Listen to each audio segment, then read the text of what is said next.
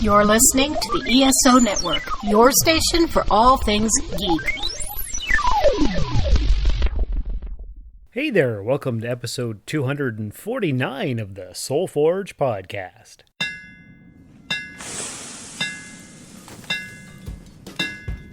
Welcome to the Soul Forge, a place of silent mystery, quiet contemplation, and outright mayhem. Join your host, Sean Vanderloo, as he guides you through the adventures of living. Together, we'll talk about life and love, sex and dating, joy and heartache, memories and loss, and so much more. Don't worry, it's not nearly as pretentious as it sounds. Get ready for life, the universe, and everything on the Soul Forge. Hey everybody, welcome back to the show. I am your host Sean, as always, and we're in for excitement and adventure as per usual. This is episode 249, one more before the big 250. Oh boy, what are we going to have to celebrate next week? Well, you'll just have to wait and see. You'll have to tune in again next time to see what kind of crap I'm going to come up with here. So anyway, what are we going to talk about this week? I'm not sure what the title is yet because I haven't come up with something witty and clever. But basically, I'm going to be talking, to start with, some differences between Sault Ste. Marie and Timmins. If this is your first time at the podcast, well, then you might need a little bit of background information. So let's start with that. So I was born and raised here in Sault Ste. Marie, Ontario, Canada, and lived here until I was about 19. And then I moved to North Bay, Ontario for university, where I acquired myself an English literature degree because that seemed like it would be awful useful in the future. So I lived between North Bay and the Soo for the next, I'd say roughly 7-ish years. And then I moved up to Timmins because of a girl, episode 39 if you're interested. Then I lived in Timmins for the next 19 years and a week. And about 5.5 weeks ago, I moved back here to Sault Ste. Marie. So basically, what I know is the Soo, North Bay, and Timmins. But I'm going to talk about some comparisons between the Soo and Timmins. So the Soo is Sault Ste. Marie, Timmins is Timmins. When I was here being Sault Ste. Marie, it's very different here between here and Timmins. The main difference, I guess, is here we have a huge Italian population, but up in Timmins, it's very French. And I believe it was in the 90s that the Soo actually outlawed French or French signs or something. That's more than 30 years ago, so I don't remember the details anymore. But there is not a very large French population here at all. When I was here, back in my youth, if we had poutine, or poutine, whatever you want to call it, which for the uninitiated is French fries with cheese curds and gravy. It's a delicacy and it's very delicious and heart attack central. But anyway, here in the Soo, everybody calls it poutine, and up in Timmins, everybody calls it poutine. And I guess it's a French creation because there's multiple ways to have it. If you have it with cheese curds, that's called Quebec style. And if you have it with shredded cheese, I guess that's regular style. I don't know, but it's not good with shredded cheese. It's always good with the cheese curds. So anyway, when I moved up to Timmins 19 years ago and I wanted to have one of these snacks, I would call it poutine. But everybody looked at me like I was crazy because all up there, it's a highly huge French population and everybody calls it poutine. So over the years, I began to call it poutine. But then 5.5 weeks ago, I moved back here, and everybody calls it poutine. The commercials call it poutine, and it's jarring to my ears now because I've been, I guess, Timmonized. So yeah, it's very weird. It's hard to explain. It's hard to describe. Is it culture shock? I don't know if that's the right way to describe it because this is where I'm from, but I've been gone for almost 20 years. So I still call it poutine. Brother Curtis and I have had a discussion about it. He's still going to call it poutine. I can't call it poutine because it just doesn't sound right anymore, even though that's what I used to call it 20 years ago. that's a weird thing that I'm going through right now. Another thing, the May long weekend, everywhere in the world that I know of at least calls it the May 2-4 weekend, because you get drunk on that weekend, and it's usually the 24th. Even if it doesn't take place on the 24th, it takes place around the 24th, and a 2-4 of beer is 24 beer, and you're going to take that for the weekend, so it's the May 2-4 weekend. But up in Timmins and its surrounding area, everybody calls it the May Run weekend. And for years and years when I was living up there, they would say May Run, May Run. And I'd say, you mean the May 2-4? And they're like, what? So even though the cities are only 5 to 6 hours apart, it's such a different culture. Here, everybody, of course, calls it May 2-4. And it's just, is it making me crazy? Not quite, but it's jarring me out, freaking me out. I don't know what you call it. Sometimes I want to call it the May Run. Sometimes I want to call it May 2-4. It's all very weird, and it's hard to get used to living back here. So there's that. What else we got? Okay, like I said, it's very Italian here and very French up there. People here are way more polite. So, for example, when I'm delivering the mail, lots of people will actually just say hi, but in Timmins, they didn't. So a big difference is they're more polite here. Lots of people are more. They tend to use their signal lights on their cars a lot more than people up in Timmins do. Timmins has a lot more vanity license plates, so that is another big difference as well. Everything's familiar yet different, and it's hard to reconcile these different experiences, because I'm from the Sioux, but I feel like I'm not. When I was in Timmins, I would talk about the Sioux. I would say back home in the Sioux, or just back home. But now that I'm here, when I'm talking about Timmins, I want to say back home in Timmins. So I don't know if I'm coming or going half the time. Am I going crazy? I don't know. It's just such a weird kind of a thing, because this is home and that's kind of home. It's what I've known for the last 19 plus years. But now I'm back here where I was born and raised. So this is home and that's home, and nowhere's really home. Maybe I should just move back to North Bay, because that's where I went to school, and that's where I had so much fun, and there was lots more culture. Like, for years, I called Timmins the land that culture forgot. And the Sioux has a bit more culture, I think. It's a larger place. But North Bay always feels very comforting, because that's where I had my formative years of going to school, and a little bit after that because I stayed for a while. So that's different. The one thing I do like about the Sioux, of course, and North Bay is that they're right on lakes, and there's a huge boardwalk, and it's just so full of nature and everything. Now Timmins, of course, is in the bush, so there's lots of nature there too, but there's no real boardwalk per se. There's some little tiny lakes, but not like Lake Nipissing or Lake Superior like we have here. So it's just very different. And that's one thing I never liked about Timmins, is that you just can't walk around the boardwalk and that kind of thing. And there's not much shopping in Timmins. You'd go to Sudbury 3 hours away. That would be the big city for your shopping experiences. And here in the Sioux, Sudbury's also 3 hours away, but there's more shopping here. We have the border. We're the Twin Sioux. You just go across the river and you're in the United States of America. So we don't call it we're going to the America. We just call it going across the river. We're going across the river, and that means you're in a different country. And I haven't been there yet since I've been back. In fact, I haven't been to the States since before the pandemic, but I want to. I was just talking to my sister-in-law and my brother's wife, Kate. You've heard her on a previous episode or two of the podcast, and we were talking about chocolate milk, of all things. And she was saying that chocolate milk over in the US, I think she said it was 4%, and the milk here in Canada is 1%. And it's way more thick over there and more delicious and tasty. I was thinking to myself, and actually we had the conversation this afternoon, and I'm like, did Canada used to have thicker chocolate milk? And she's like, yeah. But then we decided to get all health conscious and stuff, and it has less fat in it, so it's not as thick.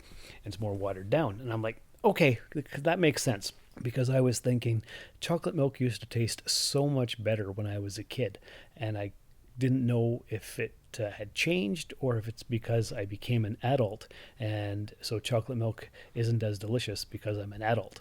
But no, it was just more delicious when I was a kid because it had more fat content in it. But you know what doesn't have fat content? This promo for another podcast right here on the ESO Network.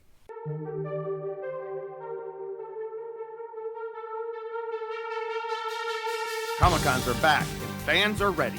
Hear all about it on The Con Guy Show, where we keep you up to date on all the events, the movies, the people, and the conventions that drive your passions and feed your fandom. Straight from the nerdy heart of Hollywood, California, we are proud members of the ESO Network, your station for all things geek.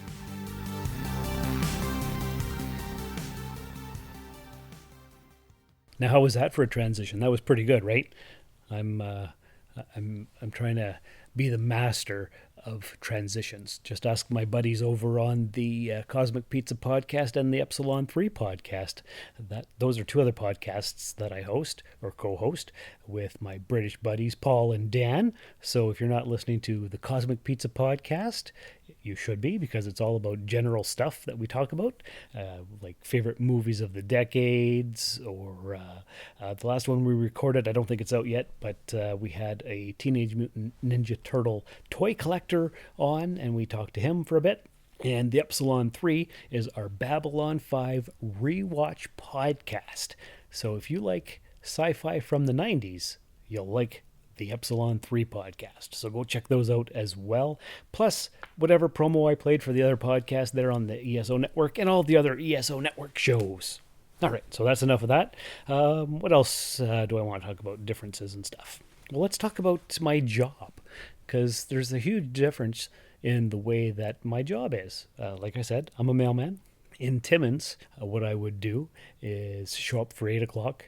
I would have trays of mail sitting on my desk, and then I would sort them. And after all the mail was sorted in, then you tie it out. And what that basically means is you have a line of travel that you're going to follow to get rid of your mail. So you pull it out of the case, you bundle it up into elastics, and then you throw that into a bag.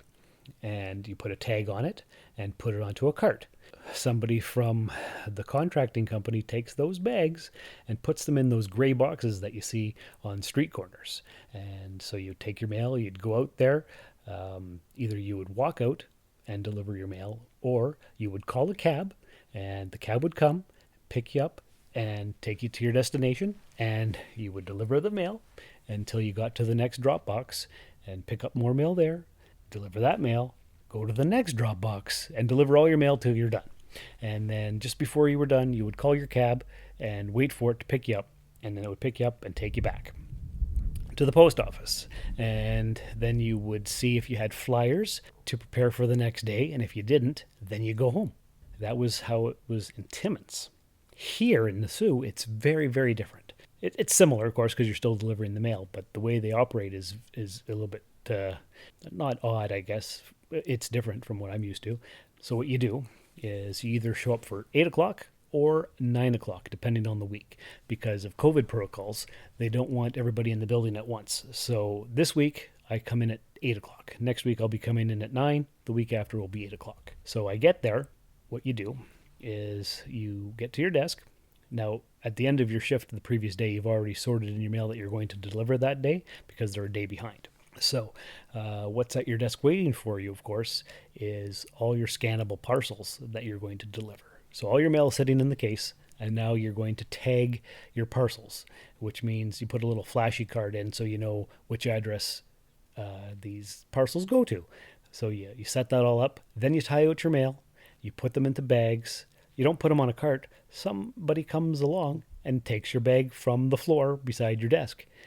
So then that's all done. You tie out, throw the bags on the floor, you go outside, and then you wait for the cab. You don't even call the cab like you do in Timmins.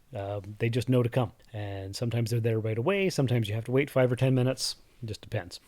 So then you get to your location, you deliver your mail, you call a cab about 10 or 15 minutes before you know that you're going to be done your delivery.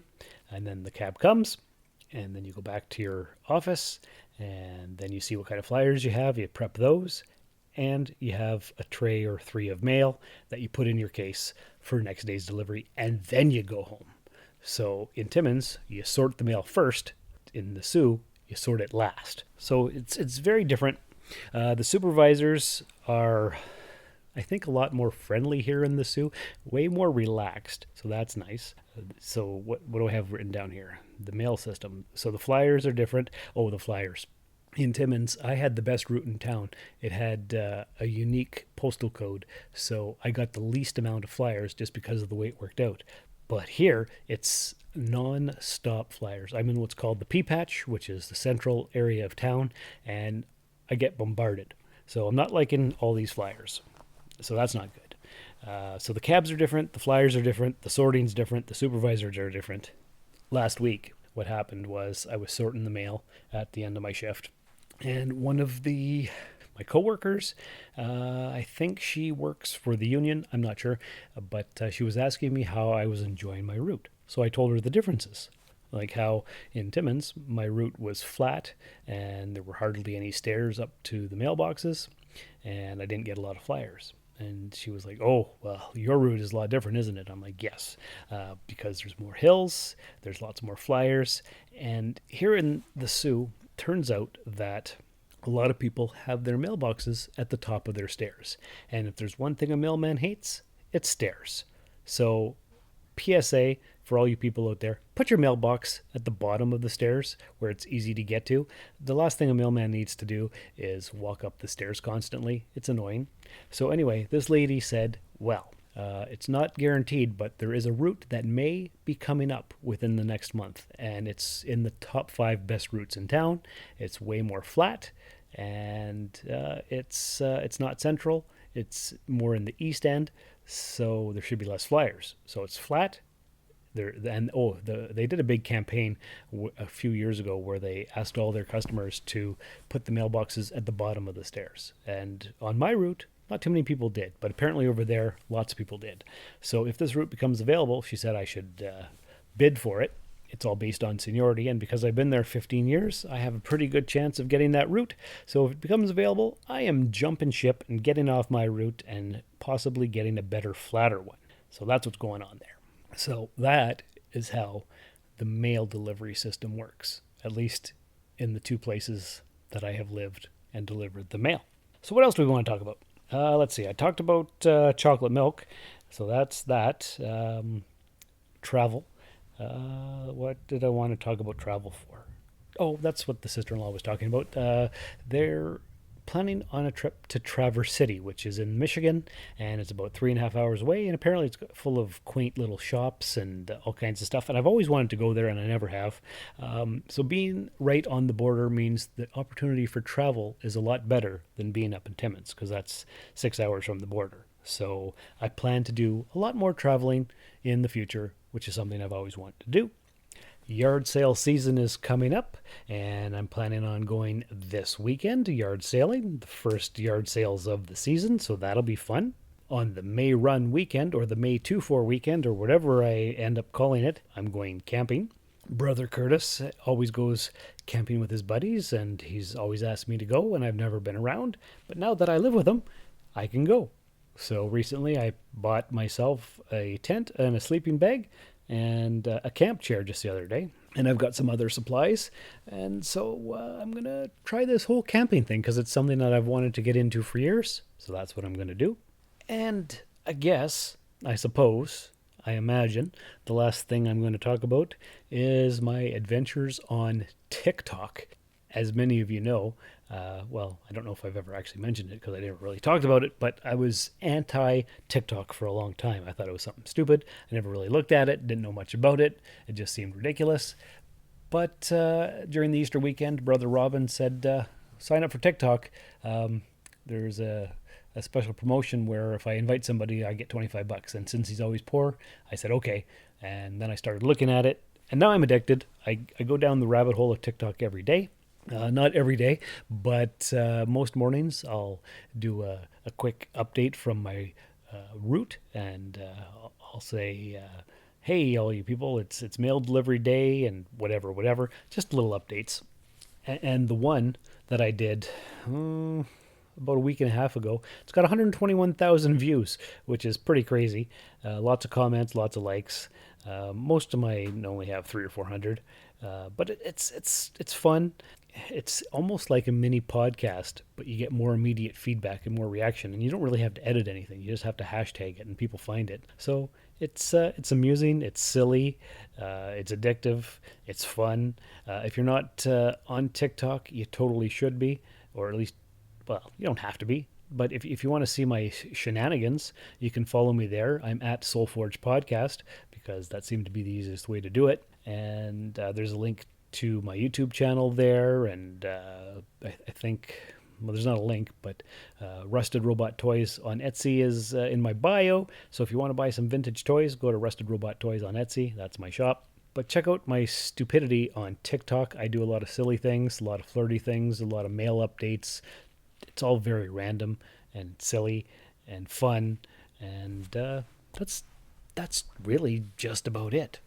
So anyways, go check out the Epsilon 3 podcast for your Babylon 5 fix. Check out Cosmic Pizza for random British Canadian talk.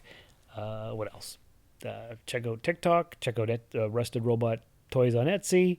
And other than that, go get yourself a yummy Poutine, and take care of yourselves and each other, and leave a 5-star review in the podcatcher of your choice so other people can find out about this podcast. And until next time, remember, choose what's good for your soul, not your ego. Thank you for listening to another episode of the Soulforge Podcast. Your support is greatly appreciated, and we hope you'll tune in again next time. Remember that you can visit soulforgepodcast.com for all of our social media links, and don't forget to share the show with everyone you know. The Soulforge Podcast is your best source for living your best life. Think about it. This has been a broadcast of the ESO Network. Be part of the crew and help support our shows by donating to our ESO Patreon or by shopping at the TeePublic store, which can all be found at www.esonetwork.com. The ESO Network, your station for all things geek.